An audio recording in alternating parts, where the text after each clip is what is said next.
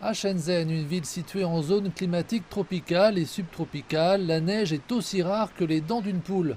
Mais l'enthousiasme porté par les Jeux olympiques d'hiver de Beijing suscite un fort intérêt et beaucoup veulent s'essayer au sport d'hiver.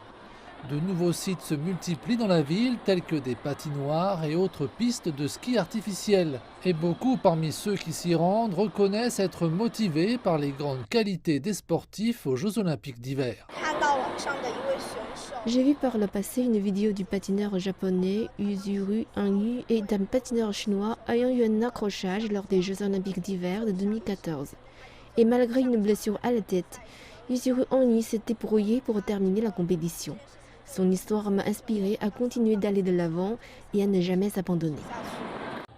La candidature réussie de Beijing pour les Jeux olympiques de 2022 a donné une forte impulsion au sport d'hiver dans la zone.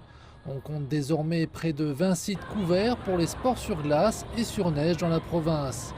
Et eu égard à la demande populaire, ce nombre devrait croître dans les prochaines années. Dans le passé, il y avait peu de sites pour la pratique sur glace et sur neige à Shenzhen.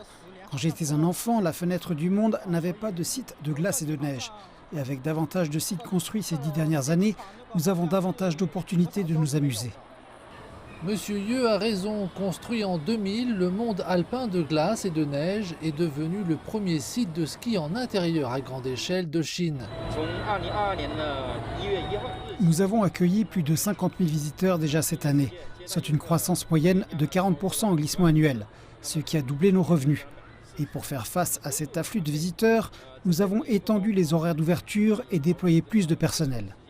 Début 2021, la Chine comptait 654 patinoires standards et plus de 800 sites de ski intérieur et extérieur. La construction rapide et à grande échelle de sites de sport d'hiver en Chine durant l'année a amené à quelqu'un du sud du pays comme moi la même joie que les athlètes olympiques.